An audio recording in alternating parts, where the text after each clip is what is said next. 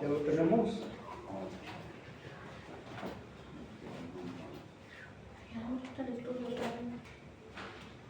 Como dice el pastor, hay veces sí es necesario traer nuestro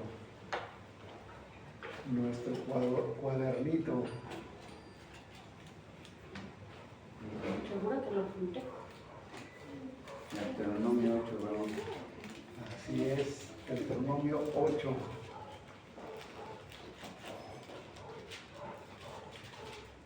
Ahí es donde estábamos.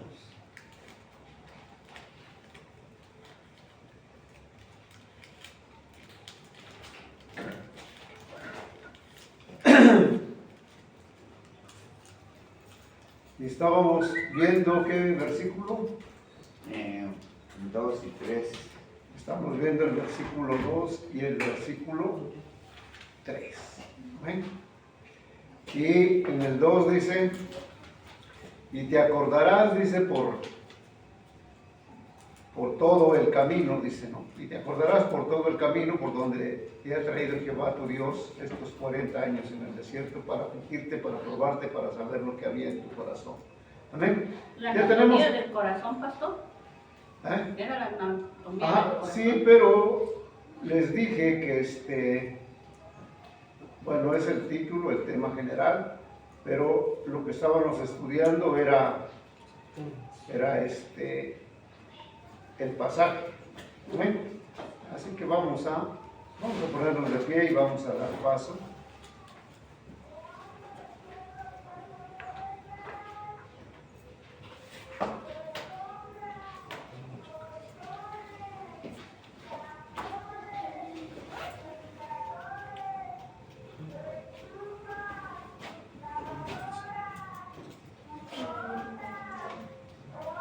Bueno, vamos a leer Deuteronomio 8, 2 y 3.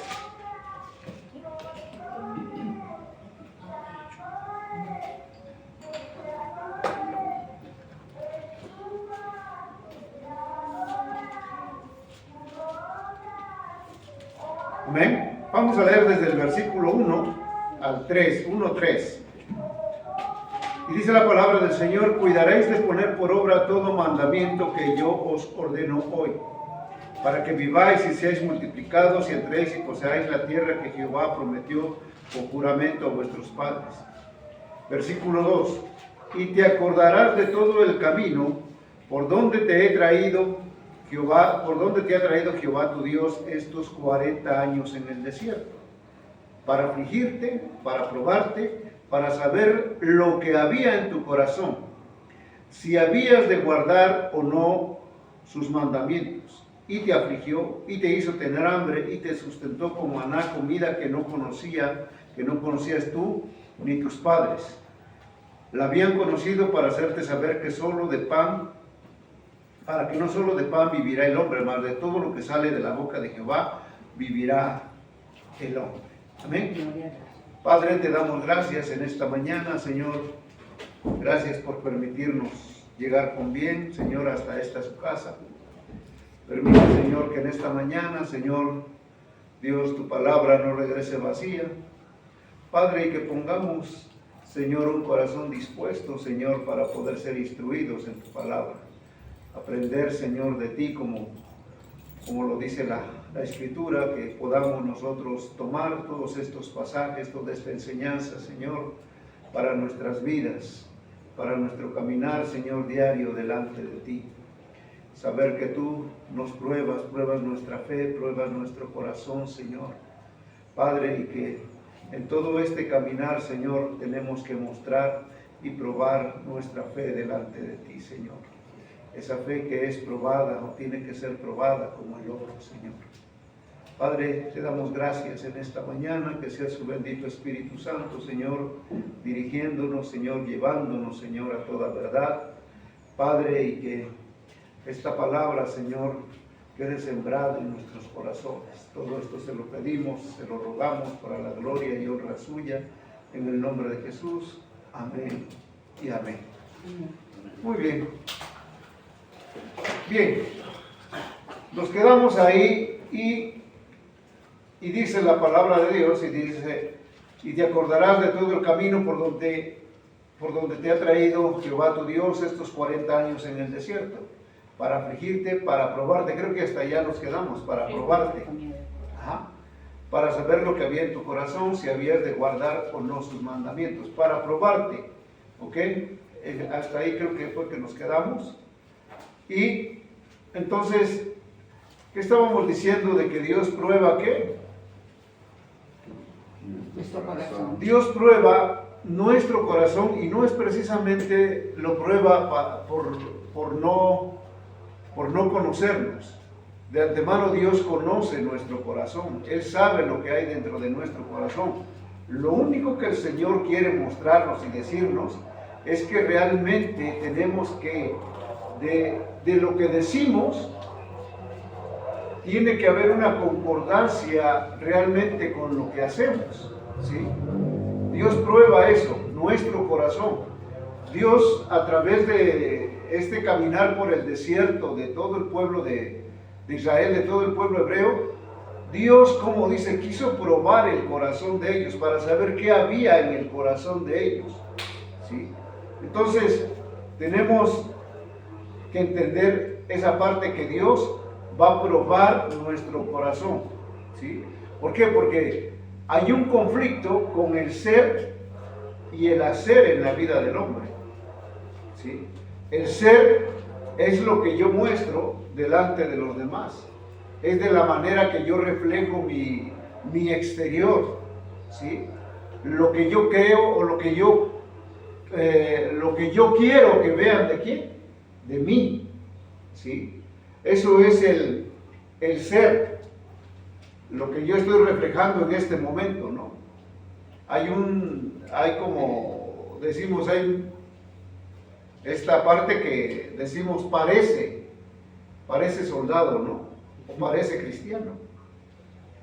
Parece soldado porque lo vemos uniformado, lo vemos con un arma y está ahí parado y parece soldado. Así también pareciera alguien que conocemos y decimos parece cristiano. Entonces, una cosa es el ser, que es el parecer, y la otra es el hacer, ¿sí? Realmente el hacer es, yo no me parezco, yo soy, ¿sí? Yo no parezco soldado, soy un soldado. Yo no parezco cristiano, soy ¿qué? Un cristiano. Ajá. ¿Por qué?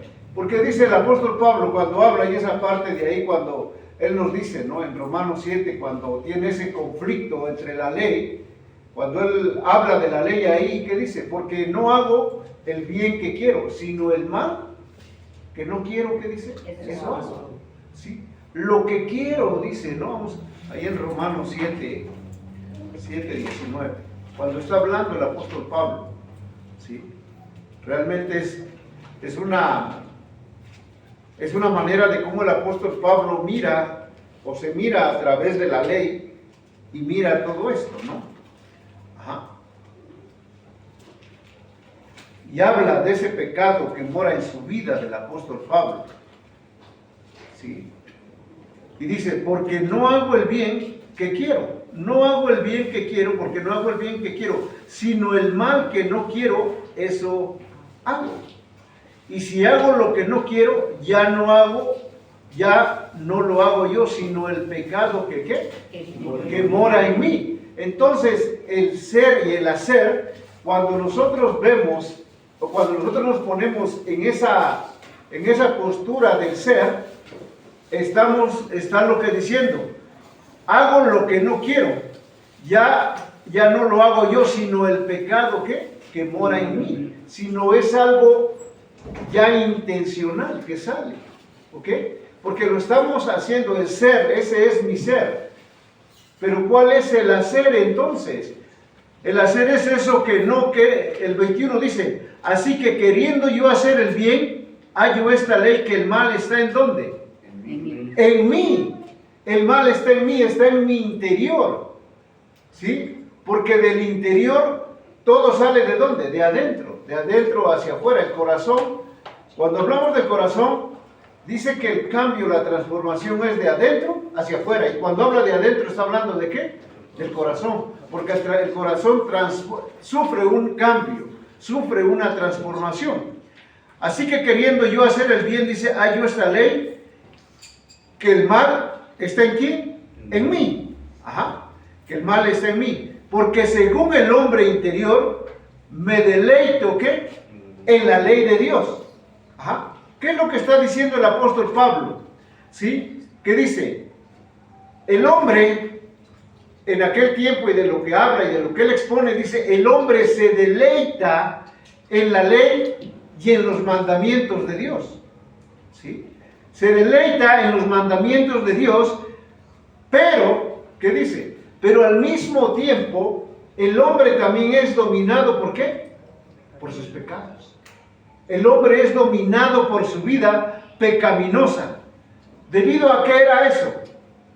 Eso pasaba en la vida del hombre, y lo que el apóstol Pablo dice aquí, eso pasaba porque el hombre ya no tenía, ¿qué? Otra opción. El hombre estaba, sus ojos estaban fijados, ¿dónde? En la ley. ¿Sí? En la ley, que era únicamente, o era la única fuente que tenía para poder ellos caminar conforme a los mandamientos de Dios, la ley. Pero ahora esa ley ya ha quedado, ¿qué? Derogada. ¿Sí? Esa ley ha quedado rota, porque dice la palabra de Dios que nuestro Señor Jesucristo vino, ¿qué? A cumplir la ley y los profetas. ¿Sí? ¿Por qué? Porque nadie de nosotros fue capaz, o nadie de los hombres fue capaz de ¿qué? De cumplir la ley. ¿Sí? Entonces, todo esto, ahora hoy, lo único que nosotros tenemos que hacer es reconocer el sacrificio de nuestro Señor Jesucristo en la cruz del Calvario. ¿A través de qué? De la redención y de esa gracia regeneradora que Cristo vino a mostrar a través de la cruz del Calvario. ¿Sí? Ya la ley quedó abrogada. Entonces, ¿qué quiere decir? Que todo esfuerzo humano, ¿sí? Que todo esfuerzo humano que nosotros hagamos no es suficiente para que nosotros podamos quedar libres del pecado. Porque nuestra humanidad caída está en constante pecado. ¿Sí? Entonces, lo único que nos queda, o le ha quedado al hombre, es experimentar un nuevo nacimiento, una nueva regeneración, un nuevo corazón y reconciliarse con Dios a través de la cruz del Calvario. ¿Amén? Entonces, eso es lo que habla. En nosotros está el ser y el hacer. ¿Sí? Hay dos cosas, ser, ¿sí? El ser y el hacer. Entonces, nuestro texto, ¿qué era?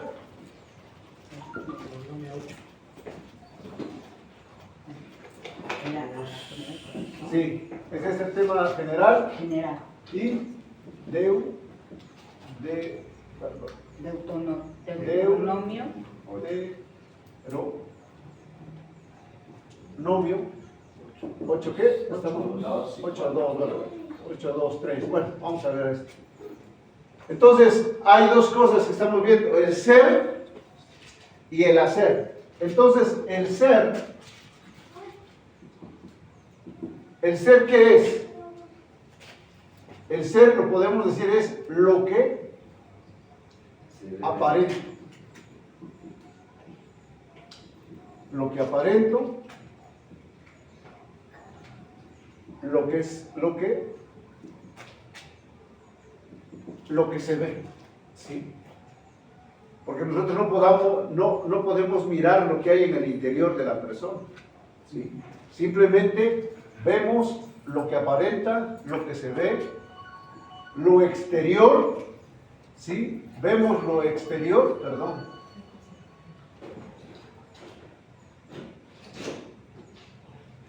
¿Sí? Vemos lo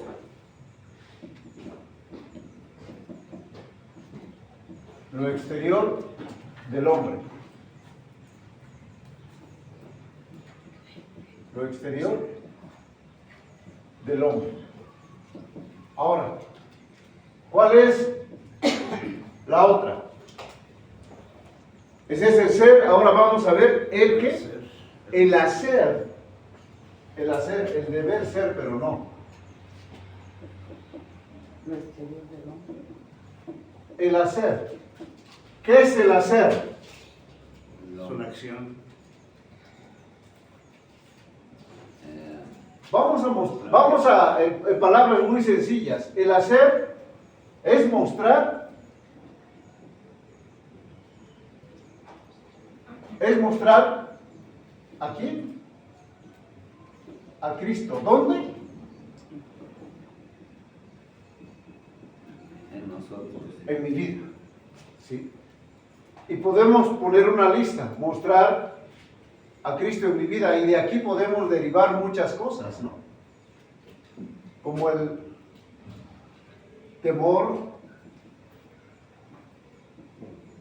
y temblor,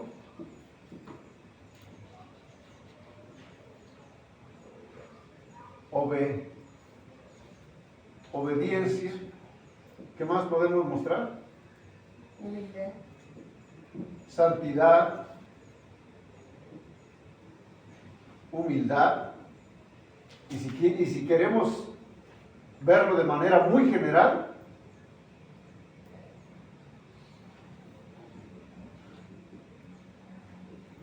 el fruto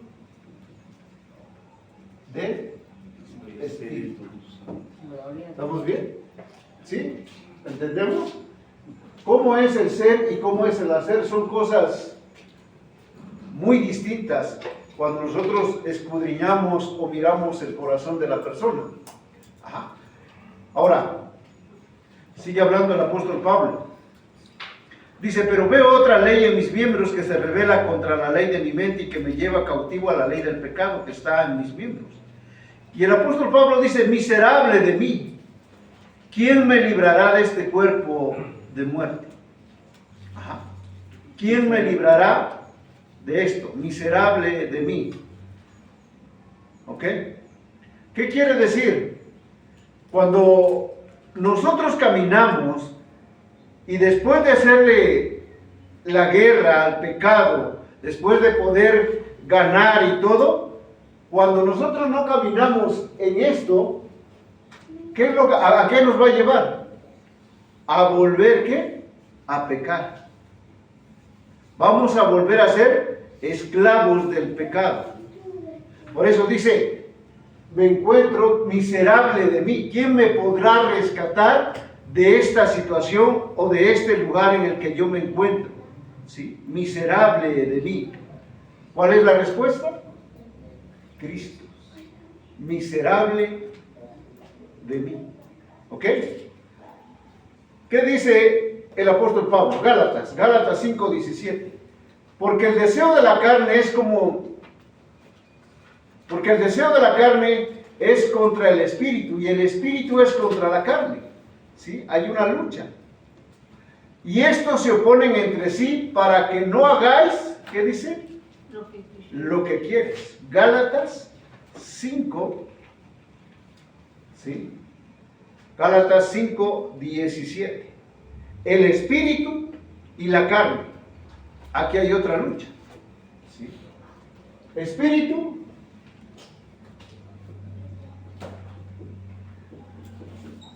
y aquí está la carne. ¿Sí? ¿Qué dice el apóstol Pablo? 5:17. Y desde el 16, ¿qué dice? Digo pues, andad en el espíritu y no satisfagáis los deseos de la carne, porque el deseo de la carne es contra, ¿qué? Contra el espíritu, y el espíritu es contra la carne, y estos se oponen, ¿qué? Entre sí, para que no hagáis lo que quieres. Estos que dice el apóstol se oponen. ¿Qué dice? Entre sí. Ajá. Los dos, dice, se oponen entre sí. Y ahí viene. Para que no hagáis lo que quisierais. En nosotros está el querer. ¿Sí? Pero no muchas veces, ¿qué? El hacer. Está ahí. Y está la lucha en la vida del hombre. El espíritu y la carne. Una batalla que se libra como dentro de la vida del creyente. Ajá. ¿Por qué? Porque hay esas inclinaciones todavía a la carne. Hay ese dominio de la carne en la vida del hombre. ¿Sí? Entonces, cuando no caminamos en ese temor y ese temblor de Dios, el pecado, que dice, va a dominar la vida del hombre. Cuando deberíamos caminar en el Espíritu y que la carne sea dominada por el Espíritu de Cristo. Ajá. Amén. Amén. Y lo vemos ahí más adelantito en Gálatas, ahí habla el fruto del Espíritu y el fruto de la carne. El fruto del Espíritu dice que ¿habla de qué? De 9, creo, si no me equivoco. Y el de la carne creo que son como, si nos pueden contar, creo que son 17. 17 aspectos que muestra la palabra de Dios ahí. ¿Ok?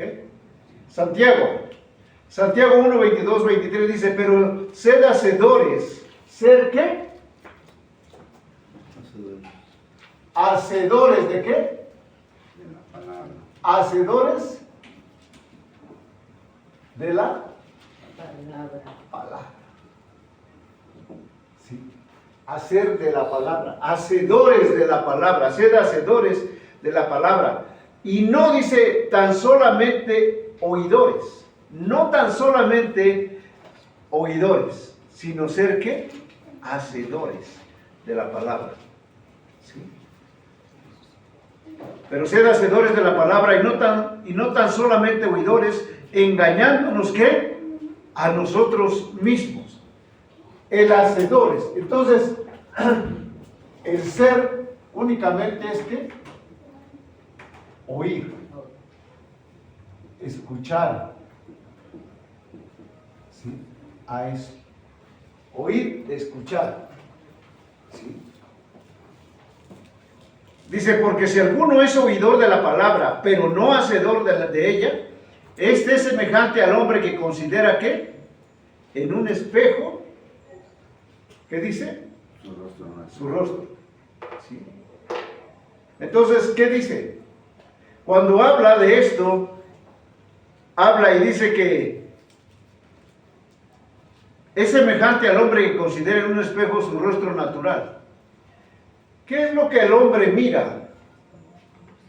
¿Qué es lo que el hombre mira cuando nosotros vemos o cuando nos vemos al espejo? Un reflejo. Un reflejo de nosotros mismos. Y si tú pudieras, y si pudiéramos mirar o escudriñar el corazón de ese hombre que tú estás viendo en el espejo, ¿qué tanto podríamos nosotros conocerlo? ¿O qué tanto podríamos nosotros decirle? ¿Sí? Entonces, la palabra no solamente es necesaria oírla, escucharla, no. Tenemos, como dice, vivirla, obedecerla, ¿sí? Y el espejo habla cómo somos, habla de eso, que cómo somos, cómo es el hombre por dentro. Eso nos da una idea de cómo reflejamos nuestros defectos, nuestras virtudes, de cómo nos alejamos de Dios por nuestras actitudes o cómo nos acercamos a Dios por nuestra obediencia. ¿Sí? Cuando nosotros nos miramos a ese espejo, cuando nos miramos a ese espejo nos confrontamos a nosotros mismos. Por eso dice que al hombre, dice, este es semejante al hombre que considera en un espejo su rostro natural. ¿Sí? Nos confronta. ¿Amén? Mateo 26, 41, que dice, velad y orad para que no entréis en tentación. El espíritu, la verdad, está dispuesto, pero la carne, ¿qué? Es débil. El espíritu quiere, y lo mismo que decía el apóstol Pablo, yo lo quiero hacer. El querer en mí, ahí está. ¿Sí? Allí está. Porque no hago el bien que quiero, sino el mal que no quiero, ¿qué? Eso hago. ¿Y eso es qué? La lucha, la batalla. Ajá. Por eso dice, velad y orad, porque para que no entréis en tentación. El espíritu, la verdad, está dispuesto, pero la carne, ¿qué? Es débil. Tu carne o nuestra carne es débil. ¿Sí? Entonces, el Señor prueba nuestros corazones. El Señor mira nuestros corazones. Ahora, hay una cosa muy importante. En ese medio, fíjese, cuando el Señor prueba nuestros corazones a través de la angustia, de la aflicción, de un desierto, cuando nosotros estamos pasando por esa necesidad y que el Señor está probando nuestro corazón, se abre una puerta. Se abre una puerta y es cuando el enemigo, cuando Satanás viene también y aprovecha esa parte. Porque entonces esa prueba que está pasándose o que Dios ha puesto delante de ti, ahora esa prueba el diablo la aprovecha porque hay algo en nuestra vida que se llama Debilidad. debilidad. ¿Sí? Hay debilidad. Cuando estás ahí, en medio de la prueba, hay eso que se llama debilidad, y la debilidad aparta nuestro corazón de Dios. ¿Sí? Y es cuando el diablo aprovecha esa situación. ¿Para qué? La debilidad la aprovecha ¿para qué? Para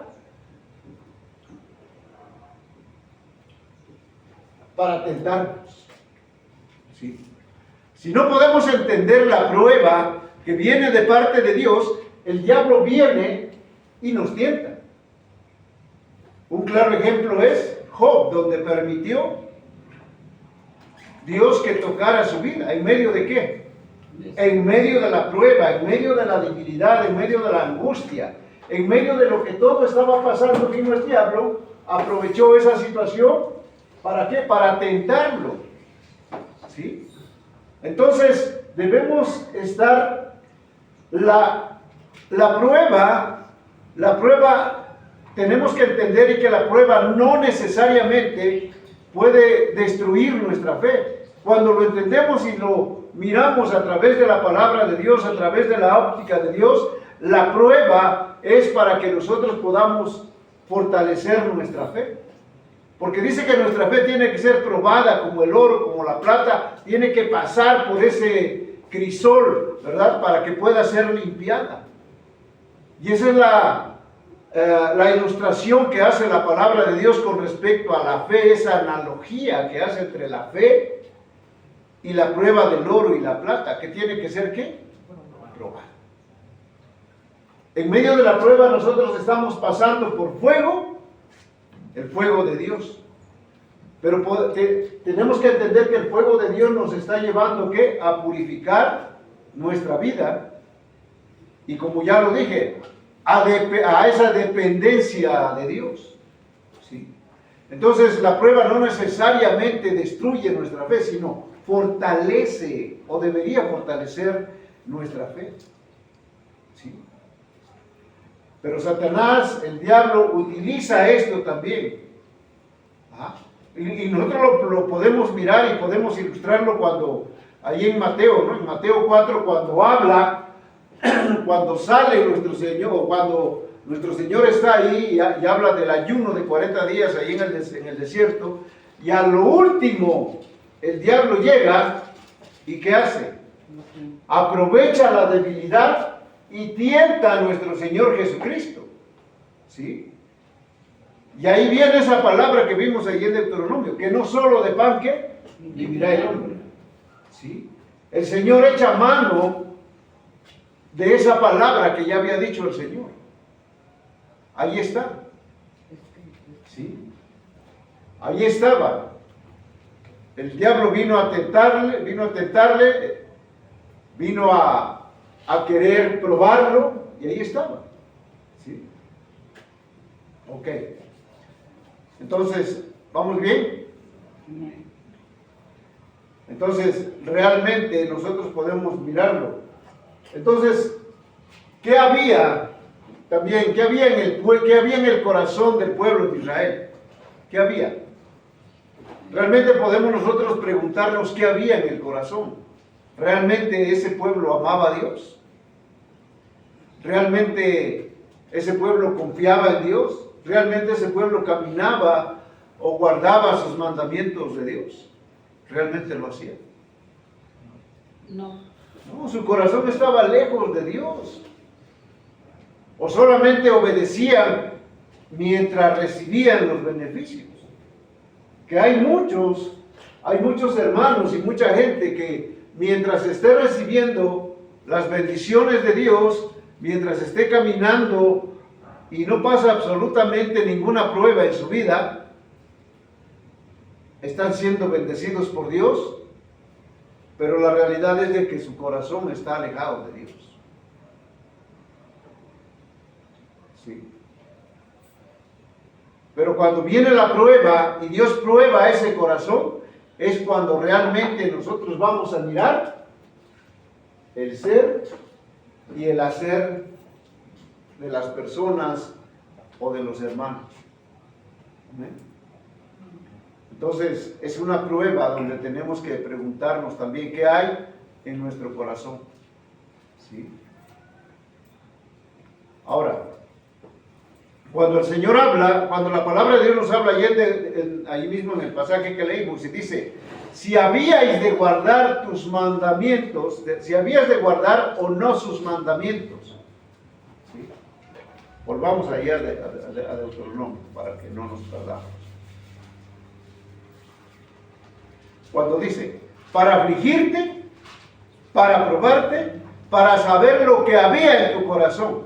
¿Sí? ¿Qué había en el corazón del pueblo de Israel? Si habíais de guardar, esa parte que cierra ya es el versículo. Si habíais de guardar o no, ¿qué dice? Sus mandamientos. Si habíais de guardar o no sus mandamientos. ¿Qué pasa? Si habíais de guardar o no sus mandamientos nos conecta con lo anterior de la prueba, de la aflicción. ¿A qué nos lleva esto? Que la prueba está relacionada con ¿qué? Toda la prueba está relacionada con ¿qué? Desobediencia.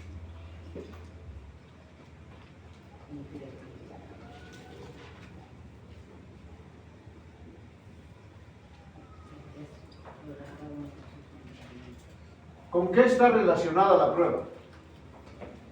Con pecado. Desobediencia. Pero hablando de esta parte final del versículo 2, que dice, cuando habla y dice que habría, que tenía, que dice, para no desconectarnos. Que debes de guardar o no Ajá. sus mandamientos.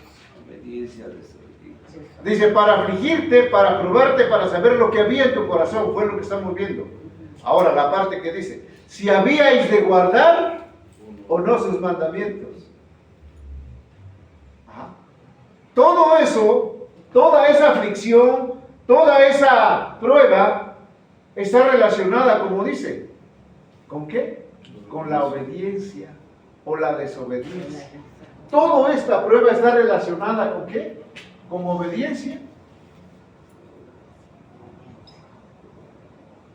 Y también con la desobediencia. Toda la prueba. ¿Qué tanto el Señor te prueba en medio del desierto, en medio de la aflicción? ¿Para qué? Para ver si guardas sus mandamientos, si caminas conforme a su voluntad de Él. Para eso habla. Entonces, si habías de guardar o no sus mandamientos, quiere decir lo que yo guardo dentro de mi corazón. Ajá. Si el Señor no quería simplemente que Israel sobreviviera en el desierto, no. quería que mostrara esa obediencia. El Señor quería formar, ¿qué? Un pueblo obediente. Pero no fue así. Esa dependencia de Él, exactamente. Un pueblo que dice al final, de dura cerviz. Y cuando ellos salen de Egipto y empiezan, y a ver si me da tiempo ahorita a verlo, cómo se empiezan a quejar todos. Ahora, nosotros caminamos, si el pueblo de Dios en estos tiempos camina en obediencia a Él, ¿será que esa obediencia me lleva a la salvación? No, La consecuencia es consecuencia de la salvación. ¿Será que la obediencia me lleva a la salvación? La realidad es de que no. Dice el apóstol Pablo allá en los Efesios 2, 8, 9, ¿no? ¿Por qué somos salvos? Por gracia somos salvos. La obediencia simplemente es un mandamiento de Dios. Es un mandamiento más de Dios, la obediencia. Pero lo que nos salva es la gracia de Dios. Y el Señor lo que quería mostrarle a ese pueblo y que ellos vieran que por su gracia ellos caminaban en medio de ese desierto. Que por su gracia Él los guardaba. Pero eso no nos iba a llevar a una salvación. ¿Sí? Entonces, el pueblo de Israel no fue liberado porque hubiera ganado el derecho a ser libres, no. Es como nosotros no ganamos el derecho a ser libres. ¿Libres de qué? Del pecado. No ganamos ese derecho. El Señor nos los dio por gracia. Por eso dice que por gracia somos salvos. Amén. Y liberó al pueblo de Israel por su gracia y por el pacto que había hecho con los patriarcas. Eso fue la realidad. ¿Sí? Eso fue lo que pasó. Pero aún así, ese corazón de ese pueblo estaba endurecido. Dios lo probó, pero era un corazón duro. ¿Por qué? Porque ese pueblo, durante esos 400 años o más de 400 años, estando bajo el dominio egipcio, o bajo el dominio del imperio Egipto, ¿qué pasaría? ¿Cuántas generaciones pasaron en ese tiempo? No sé, por lo menos yo creo unas 8 generaciones. 8, 10, ¿no? Como unas 8. Ajá. Si yo vivo en México, o mis generaciones han vivido aquí en México por 400 años, ¿qué es lo que nosotros podíamos aprender? Lo que se vive aquí. Lo que se vive, ¿sí? Vas a adoptar de alguna, aún teniendo una identidad. Y mire, yo he visto esto en algunos videos de esos, ¿cómo le llaman? A esas personas que hacen youtuber, pero tiene otra palabra, ¿no? Influencer, pues, influencer, youtuber. He visto algunas mujeres cubanas y han sacado videos donde dice, bueno, yo he adoptado de México ya esto, la comida, las costumbres, ¿sí? Es más, dice, cuando a mí viene alguien o me visita alguien, me mira ahora diferente, porque he cambiado en estos, no sé, 10 años, 8 años que llevo en México. Lo mismo pasa o pasó con el pueblo de Israel. Y lo mismo, si lo vemos en el plano terrenal en este tiempo, sigue pasando, ¿qué? Lo mismo. Porque seguimos adoptando, o el mundo sigue adoptando lo que el mundo ofrece. Entonces el pueblo de Israel no fue la excepción. Adoptó costumbres, adoptó incluso la idolatría. La idolatría la vemos en una manera muy clara cuando ellos salen o cruzan el mar. Cruzan el mar después de que fueron liberados. ¿Qué es lo primero que hacen? La idolatría.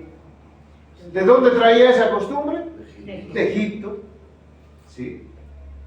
¿Por qué? Porque no se iba a olvidar eso de un día para otro.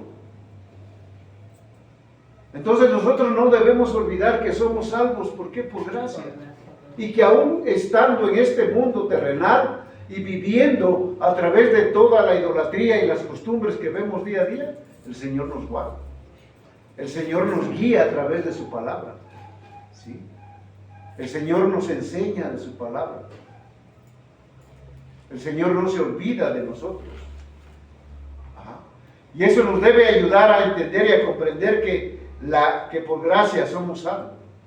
Y que la obediencia es una consecuencia que debe existir en nuestra vida por mostrar una vida en Cristo Jesús. ¿Sí? ¿Por qué? Porque no obedecemos para comprar la gracia. ¿O sí? No. ¿Sí? Obedecemos porque hemos recibido ¿qué? La gracia. Por eso obedecemos. Un regalo inmerecido. Un regalo inmerecido, exactamente. Y Efesios lo dice claramente. Entonces, en medio de la prueba, en medio de todo eso que el hombre pasa y que nos ilustra la palabra de este corazón del pueblo de Dios, ¿qué es lo que Dios quería formar? Un corazón de carne en ese pueblo. ¿Sí? Y en medio del desierto, hoy en nosotros el Señor también quiere formar ¿qué? Lo mismo. El Señor quiere que aprendamos a confiar en Él. El Señor quiere que aprendamos la humildad, a fortalecer nuestra fe. ¿Sí? A entender y comprender que va a llegar el tiempo en que nuestro corazón va a ser sometido a prueba. Y que cuando llegue esa prueba tenemos que estar preparados para saber que el Señor tiene un propósito en nuestra vida. Tenemos que saber que también vamos a estar en debilidad y tenemos que saber que también el diablo, ¿qué? Va a tentarnos, ¿sí? Debilidad, ¿sí? Y aquí el diablo nos va a tentar. Por eso qué importante es que nosotros entendamos todo eso. ¿Amén? Ok. Bueno, ¿vamos bien ahí? Ahora, vámonos a Éxodo 4:21. Éxodo 4:21.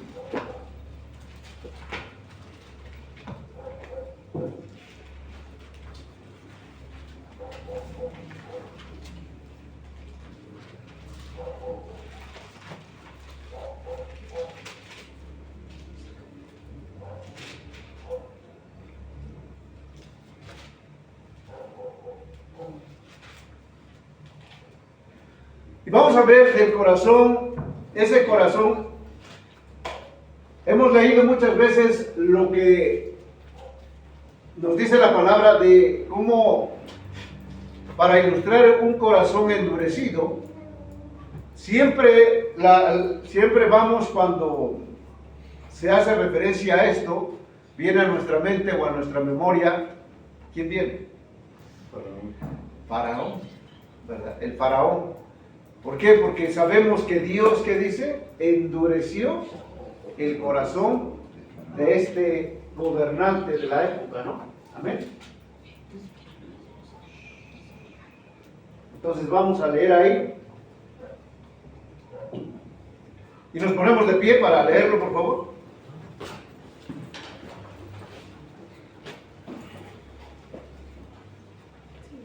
Y dijo Jehová, ¿qué dice? Sígame ahí con la mirada.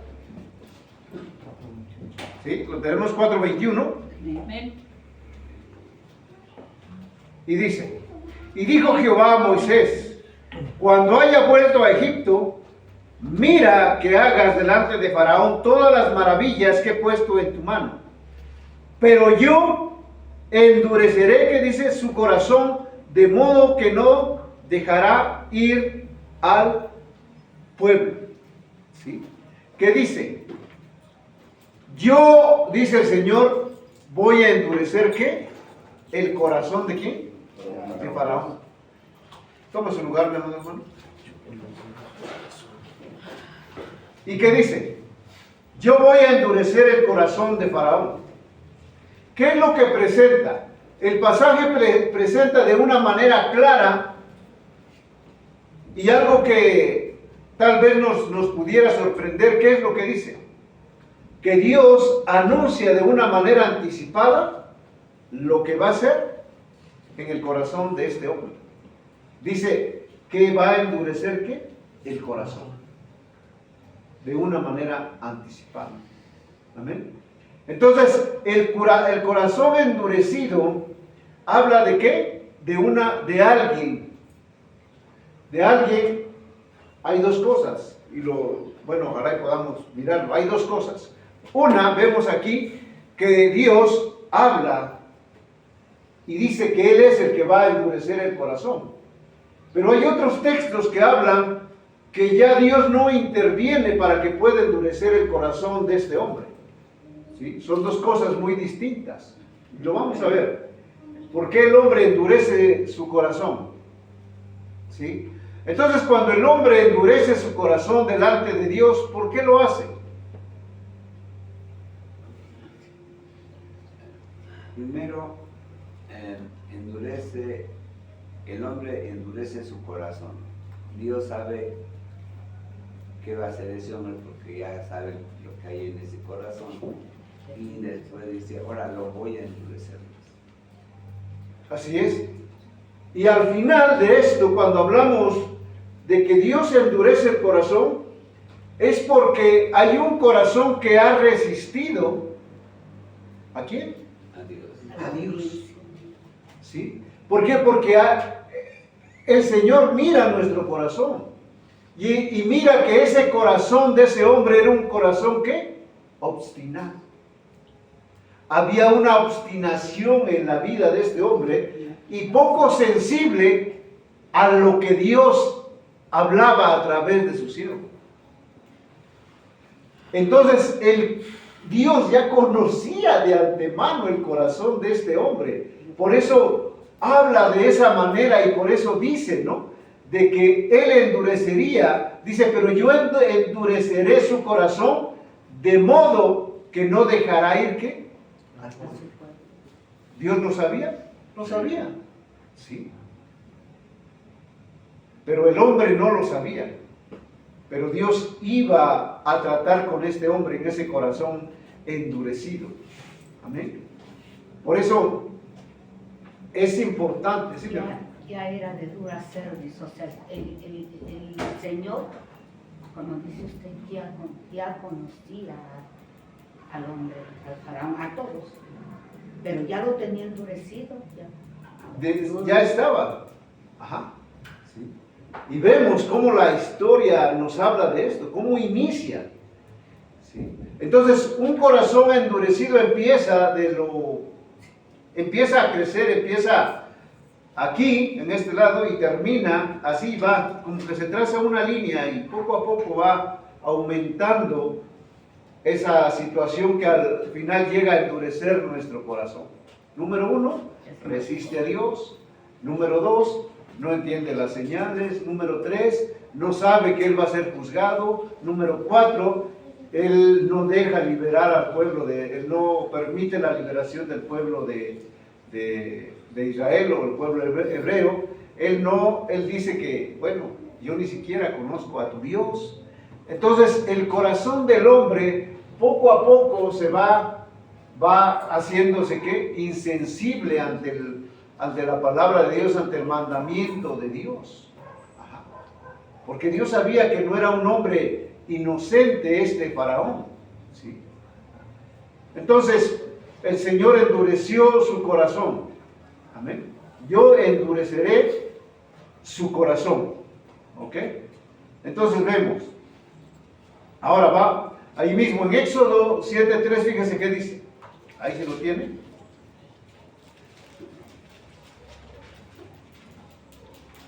No solamente esa vez.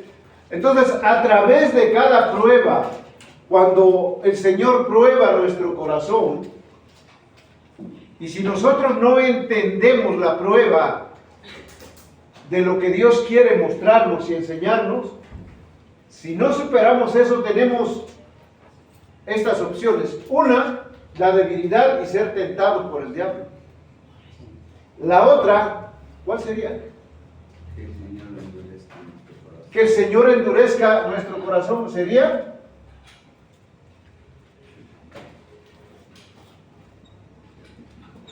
Endurecer nuestro corazón. ¿Y esto a qué nos lleva? Pásele, hermana, pásele. ¿Esto a qué nos lleva? Cuando nosotros miramos eso y nos lleva a eso, ¿a qué nos lleva? A ya no tener posibilidad de obedecer. De obedecer. Endurecer nuestro corazón quiere decir que estamos haciendo ¿qué? Resistentes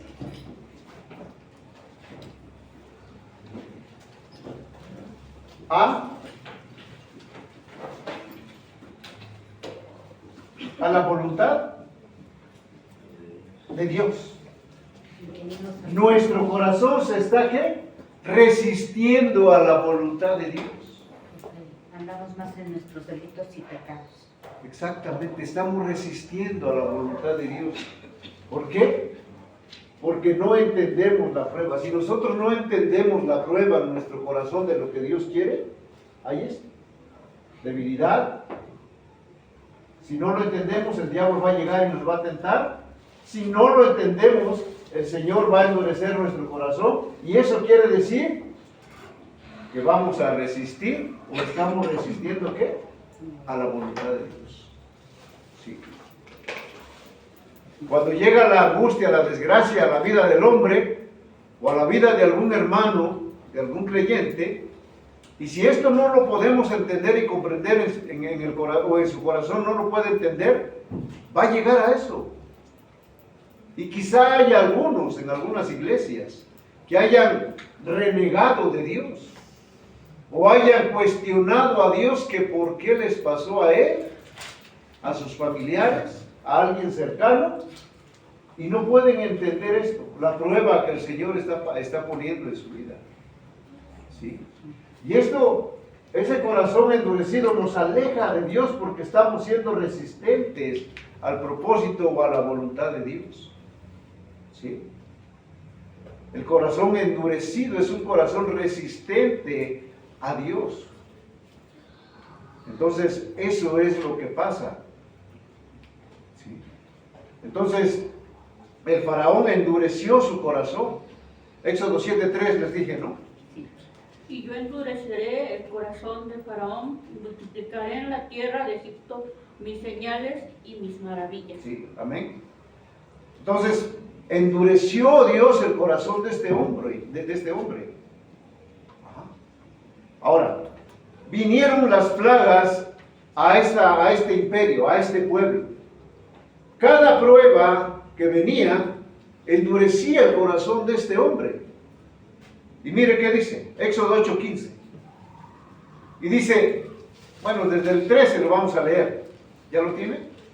Éxodo 8:13. Desde ahí lo vamos a empezar a leer.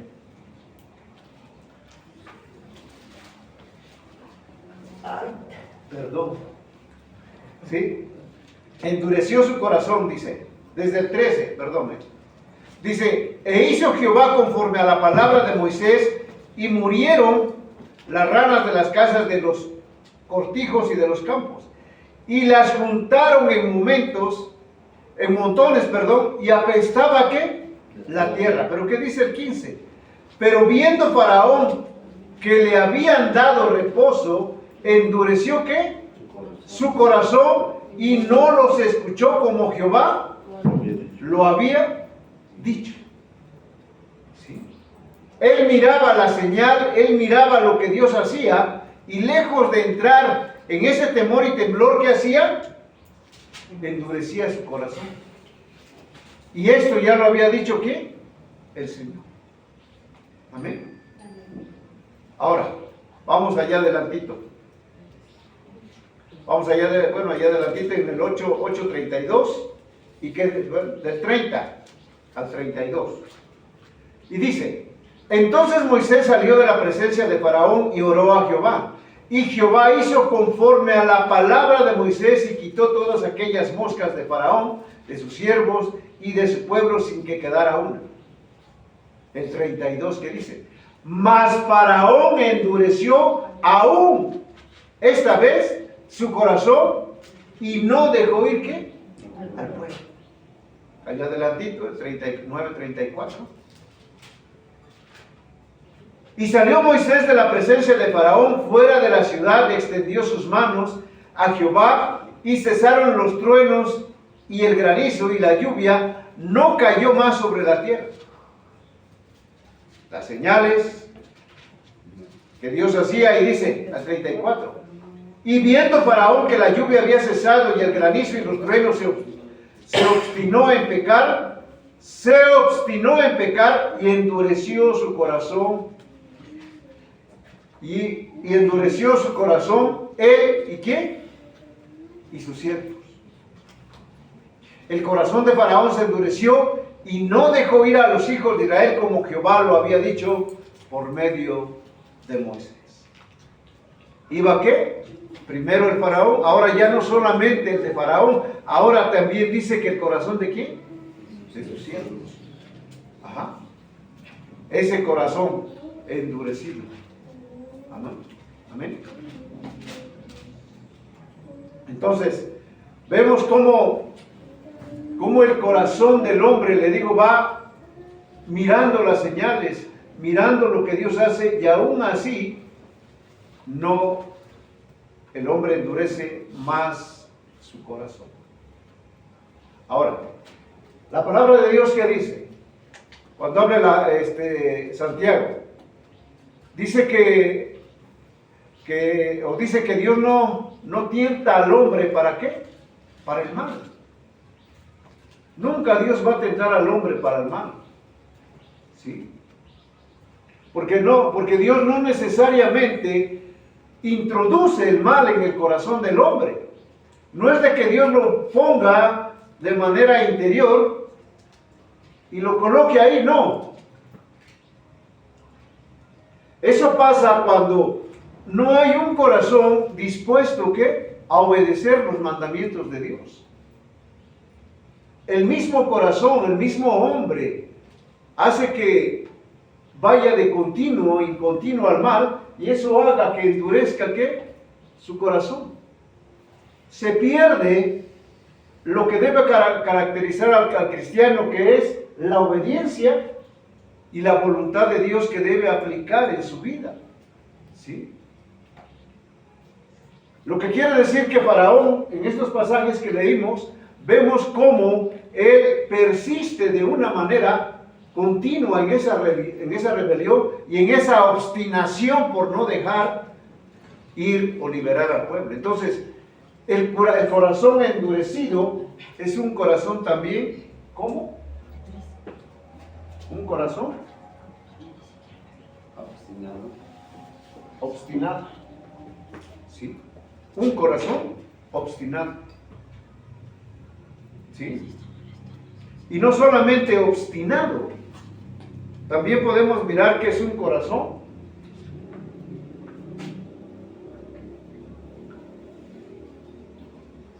rebelde, un corazón orgulloso. Cuando hay un corazón endurecido, ¿ok? Entonces, miramos, le digo, cómo el proceso de ese corazón, cómo va. Primero, Dios habla, manda a su siervo, a Moisés, habla lo que pide, lo que le dice, lo que Dios quiere que haga. Después que una resistencia, después viene eso pasa ahora también no solamente a Faraón, sino a sus siervos también, a su gente, ¿sí? Hay una continuidad de rebelión, de pecado delante de Dios a través de este hombre. Hay una, podríamos decir, hasta una justificación a través de ese orgullo, ¿verdad? Porque hay él tiene el poder para poder no dejarlo ir. ¿Sí? Él tiene la autoridad. También habla obstinado, rebelde, orgulloso, un corazón también. Vamos a ponerle aquí. Insensible. Un corazón insensible. Amén. ¿Por qué? Porque vemos todo esto en el corazón endurecido. En un corazón donde hay rebeldía. Entonces, ¿qué nos enseña Faraón todo esto? A través de la palabra de ese corazón endurecido. ¿Qué nos enseña hoy el nuevo pacto? ¿Qué nos enseña el pacto contemporáneo o la palabra de Dios, la palabra neotestamentaria en el Nuevo Testamento? ¿Qué habla? El Señor nos dice, y no me dio tiempo, pero hay más, ¿sí? Un ejemplo, y con esto ya termino rápido. Cuando Esteban, a ver si me ayuda, creo que es Hechos 7, ahí sí me pueden apoyar, creo que sí, Hechos 7. Hechos 8. 8, 7, 8, bueno, por ahí está.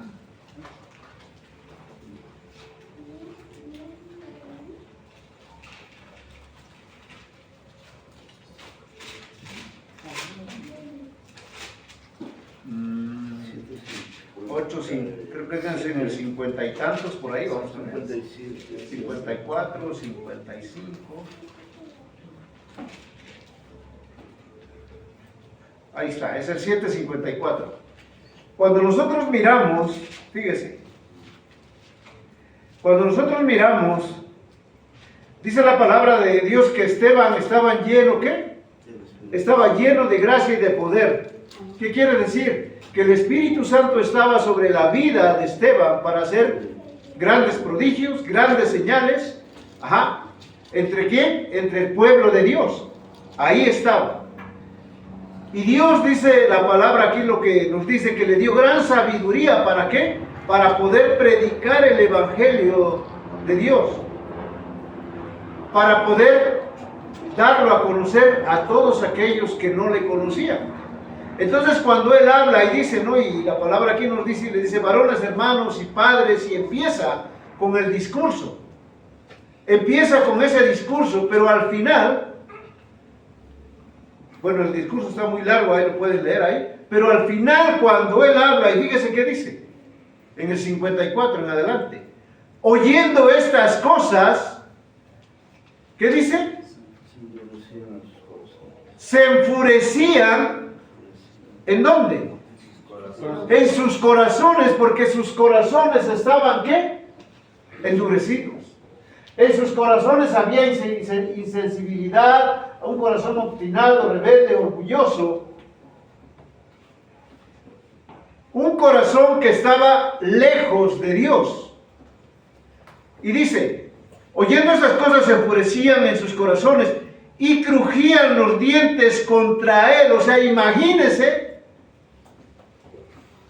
cómo estaban los corazones de todos aquellos judíos, de todos aquellos fariseos, de todas estas personas a los cuales él les estaba predicando y haciéndoles un recordatorio de lo que había padecido el Señor. Imagínense, para que ellos pudieran, o sea, el coraje, crujían los dientes contra él. El coraje que había. ¿Cómo estaba el corazón de esos hombres? Pero ¿qué dice? Puesto los ojos en el cielo, vio la gloria de Dios y a Jesús que estaba a la diestra de Dios. Y dijo, he aquí, veo los cielos abiertos y al Hijo del Hombre que estaba en la tierra de Dios. Entonces ellos, dice, dando grandes voces, se taparon los oídos y arremetieron a una contra él y echándole fuera de la ciudad le apedrearon. Y los testigos pusieron sus ropas a los pies de un joven que se llamaba Saulo. Y apedreaban a Esteban mientras le invocaban y decía, mientras él invocaba y decía, Señor, recibe mi espíritu, y puesto de rodillas clamó a gran voz, Señor, no les tomes en cuenta este pecado. Y habiendo dicho esto, ¿qué? Durmió. ¿Sí? Que dice, él miró, pero vean el corazón, ¿qué? Endurecido de esa gente. Un corazón donde el coraje iba más allá de lo que ellos pudieran haber sido sensibles ante lo que Esteban estaba predicando. ¿Sí?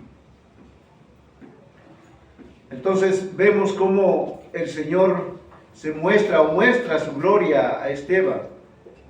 ¿Sí? ¿Y qué podíamos decir? El Señor abrió su gloria, ¿para qué? Para poderle dar la bienvenida a ese primer mártir, ¿no? Que estaba proclamando el Evangelio de nuestro Señor Jesucristo.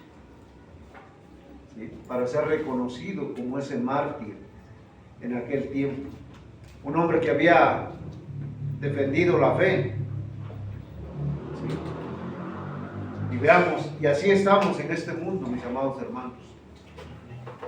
Hay un corazón endurecido, y no solamente afuera, también en las iglesias podemos mirar que hay corazones, aún corazones endurecidos. ¿Sí? Y sigue más, bueno, hay mucho más de esto, y de verdad, vamos a ver, todavía nos faltó ver, vamos a ver ahí a Ezequiel, ¿sí? Vamos a ver a Ezequiel, amén, porque ya me tardé, pero lo vemos ya la próxima semana.